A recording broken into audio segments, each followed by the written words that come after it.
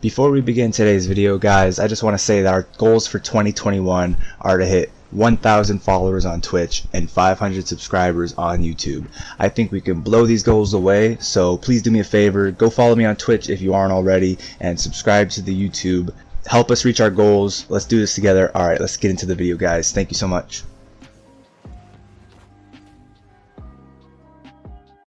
Yo, what's up, guys? Today I'm going to be showing you my personal favorite settings in 2021 that I have been adjusting since 2016 and that I think are the best competitive Rocket League settings at this moment and that will probably ever exist. And these are definitely the settings that I think you should be using if you want to elevate your competitive gameplay.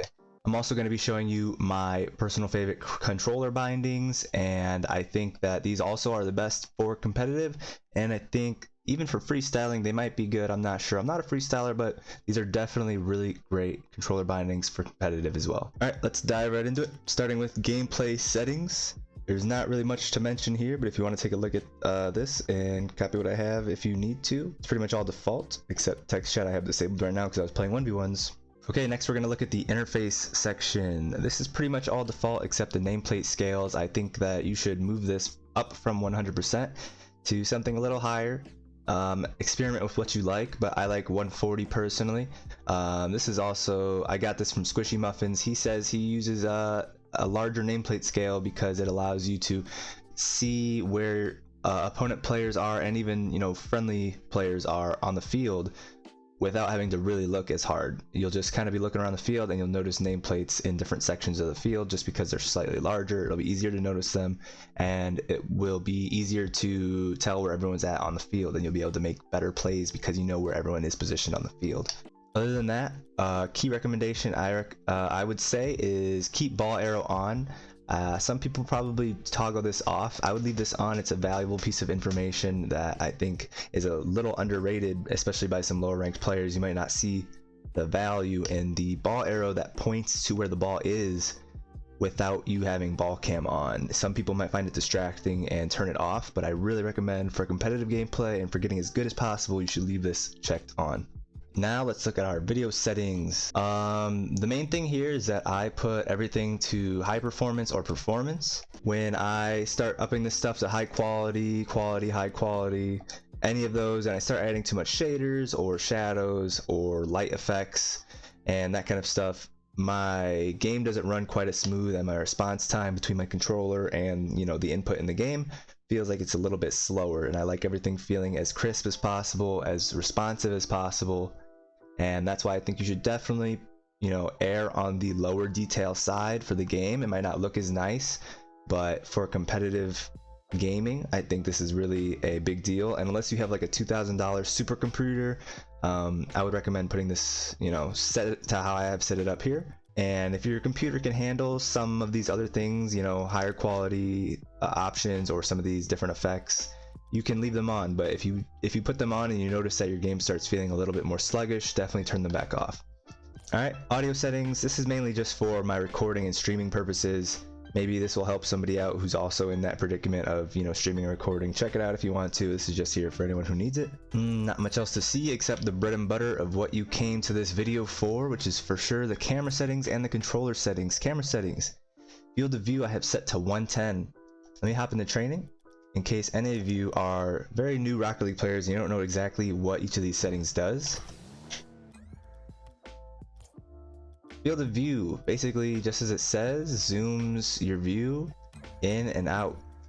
I definitely recommend having this at 110 because it gives you the largest view of the entire field and you can see most of the field and what's going on around you without having to move your thumbstick around, which is definitely something you need to be doing at the highest level, but that's a topic for another video.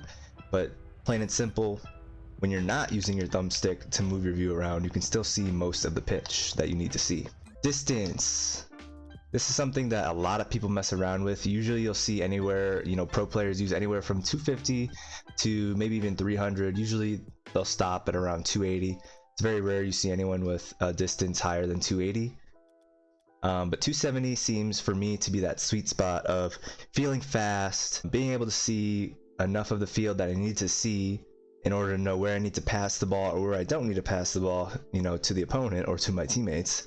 Lastly, it also, if I zoom too far out, it makes it sometimes harder to gauge how close an opponent is to the ball versus me, and it makes it hard to know if I should go for a challenge, and if I'm gonna win the challenge or lose the challenge. So again, 270 is that sweet spot where I can gauge my distance and the opponent distance to the ball. I get a large FOV of the field so that I can see what's going on around me, and it's also it makes me feel fastest at this setting without sacrificing my kind of control on the ball and gauging my contact on the ball. Because if you zoom further in, you'll notice that you have a better perception of where you're gonna touch the ball when you go to hit it, which is why some people like to play with 260 or sometimes 250, because they feel like they can control their hits on the ball a little bit better. And if you start to zoom out too much, you'll notice that you can't really gauge where you're hitting the ball as well on the ball, so you won't get the exact touch that you're trying to get. And again, 270 is that sweet spot right in the middle where you get the best of all of those worlds. Okay, next we have the camera height. Usually you'll see people mess with this between 100 and 120. I like it at 110. I think it's a sweet spot of making some bounces easier to read, getting a good handle on dribbling. Those are kind of the reasons you would change that. Is just, it kind of helps, depending on where you put it, to read some wall bounces a little bit better on the ball, or to improve your dribbling. And personally, I feel like 110 is definitely the sweet spot. The camera angle, which if you move this, you see how my angle is now looking extremely downward. And what some people used to do a lot of the time in 1v1, if they were a ones main, turn this super high so that they can always see their opponent behind the ball. The only issue is this is really only good for that exact situation, and it makes everything else in the game a lot harder. So personally, I found that, and what a lot of people have found, is that -3 is kind of the sweet spot where you feel fast, you can dribble, you can see what's going on around the ball without sacrificing other aspects of your gameplay. Okay, next we have camera stiffness. This is a really big one that if you haven't messed around with this yet, at some point in your Rocket League career, you're gonna end up messing with this. Pretty much stiffness means the lower the stiffness is, the looser your camera will follow your car. So if you notice when I turn ball cam off, let's take it to the extreme, put it to as low as it goes. If I turn my car, my camera kind of lags behind in following where my car is pointing. So my car, I'm going to point it towards the net, and you see how the camera just kind of lags behind the car a little bit. And what this does is it makes things like power sliding a little easier, because you have a good perspective of where your car is in relationship to the ball at all times. And on the opposite end of the spectrum, if you take it to the extreme high stiffness, your ball cam will always follow where your car is pointing. See, I don't have ball cam on, but my freaking camera points exactly where my car is pointing. And the reason a lot of people like higher stiffness, if they do, you know, that's kind of a 50-50 split in the Rocket League community about, you know, high stiffness or low stiffness and which one's better. And the reason a lot of people like the higher stiffness is because it feels somewhat more consistent, in that when you get good with high stiffness, you feel like you're always hitting the ball as perfectly as possible. You just feel like you have slightly better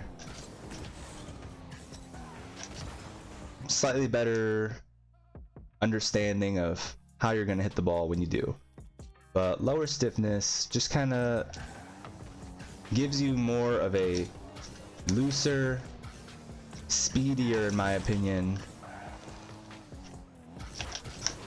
feel for the game. And in my opinion, you know, you shouldn't really take your stiffness to the extreme on either end, high or low. And that's why I found that 0.4 and a lot of pros that prefer a lower end stiffness will also use 0.4 or 0.45, somewhere around there for stiffness. This is something you need to play around with and find what you like. but personally I think that this is the best setting that you can put it on. And also what stiffness does is when you start going supersonic, you'll notice how my camera zooms out a little bit. Your camera will zoom out less with a higher stiffness, if at all. Let's take it to the extreme.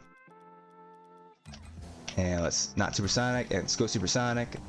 Yeah, you notice how I zoomed out a lot less. So those are the things to keep in mind when you're playing with your stiffness, but personally, I think I've found the best one for you already. I don't think you need to play around with it. I think you should go with 0.4. Swivel speed. A lot of pros will put this really high so that they can see around the field ASAP. Personally, this one's not a big deal, but I prefer my 3.5 simply because I think that it's fast enough where you can look around the field and not too fast to where while looking towards the ball, say in this situation, I can't see everything in between. If you have it set so fast that you look to the ball but it goes there instantly, everything in between that space just becomes pretty much non-existent, a blur. And while you're gathering information about, you know, what's happening on the ball, you're not gathering any of that information in between if it's set too high and too fast. So I like 3.5 for that reason.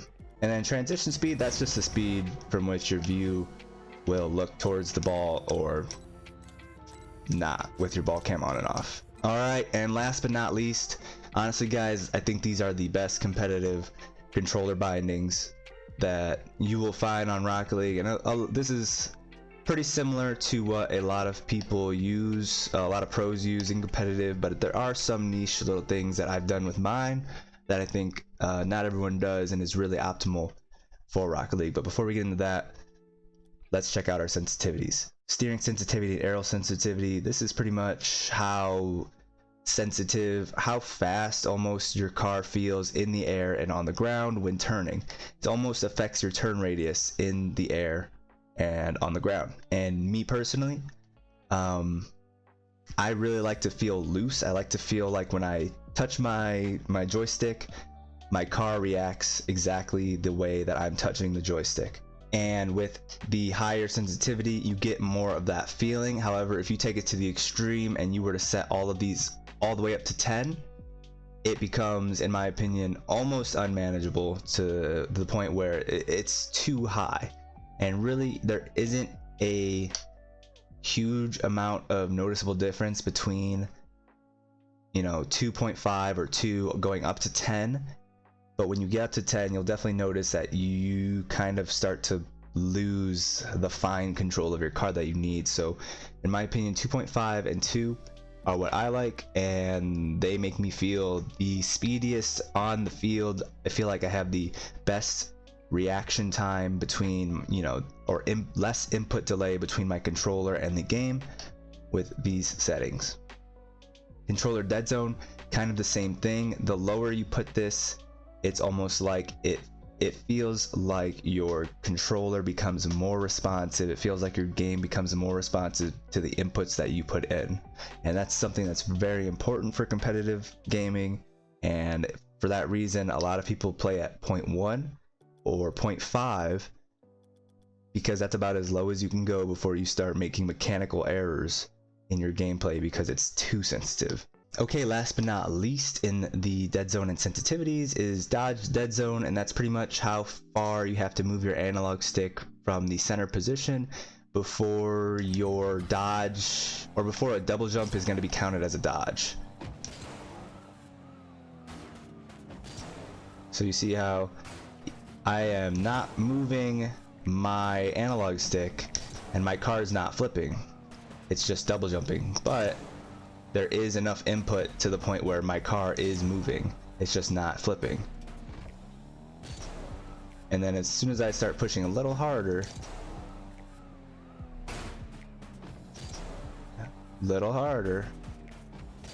I'll start doing flips. So that's pretty much what dodge dead zone is. For a long time I didn't really realize what the best combination of these two settings was, but recently I have come to these settings and I really like them. They make me feel super fast, and super accurate with what I'm trying to do, and without, you know, the back flips and the front flips and the side flips that we're all familiar with in Rocket League when you're trying to, you know, do those fast aerials and, you know, those fast flips and things like that. So dodge dead zone at 0.65. I avoid back flipping and front flipping and side flipping as much as possible without sacrificing the quick response time from my controller. Controller vibration, I like that off. Ball cam mode, I think always should be on toggle. And you know, we're not a keyboard or mouse player, so I can't help you there. Alright, the last bit, my controller bindings, which I think are about as optimal as you can make them for competitive Rocket League. Drive forward is simply default the right trigger. Drive backwards, default the left trigger. Ball cam is on triangle. I think that's default when you pick up the game.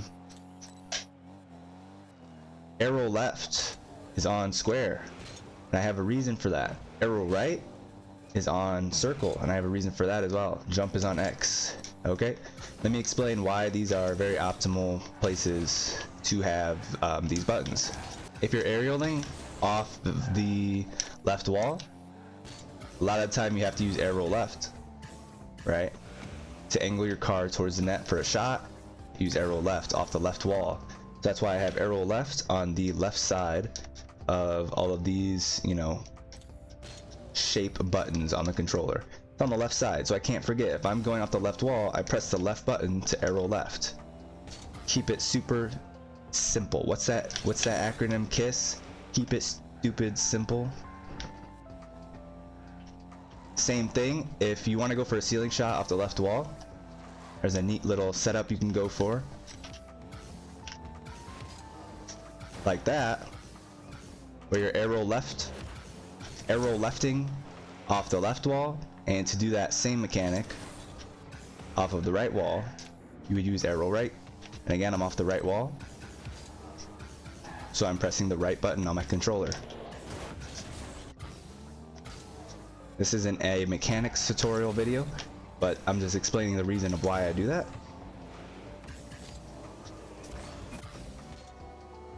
I put my left arrow button on the left shape button just to keep it stupid simple, and the right arrow button on the right side of my controller, again, to keep it super stupid simple.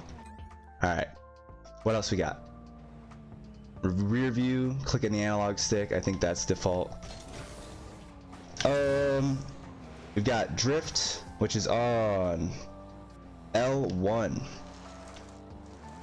That beautiful thing, drift.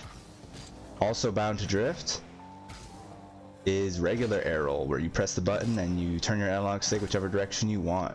Yes, I have all three. I managed to have all three arrow buttons bound on one controller.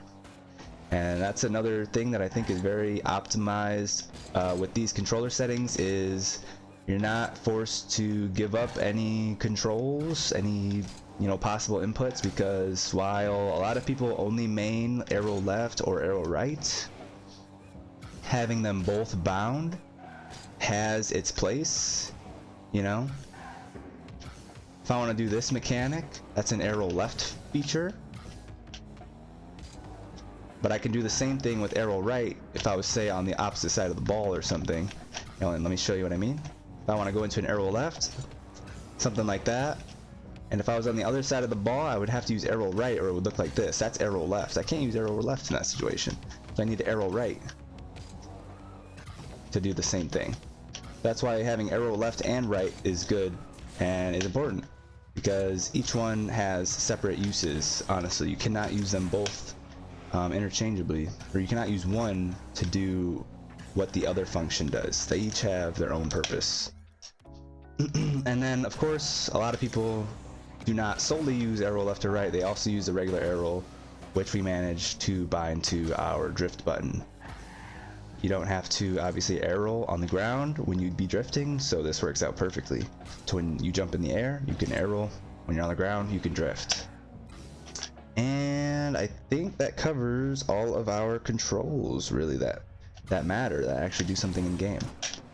Alright, there you have it, guys. Those are what I believe are the best competitive Rocket League settings in 2021, and that I think will probably ever exist in Rocket League. Obviously a lot of it is personal, but I think from my own experience and my own many years and hours of playing this game, that these are one of the top loadouts of settings that you could use in this game for sure for competitive Rocket League. So guys, if you liked the video, please do me a favor and like the video. It helps me out a lot with getting discovered on this platform. And don't forget to subscribe, because we've got new videos coming out every week, if not multiple times a week. We're really trying to grind in 2021 and grow this channel. Oh, and do me a favor and also follow us on Twitch so that you can watch us play with these beautiful settings live. And I'll see you guys around. Have a great night or day. See you guys.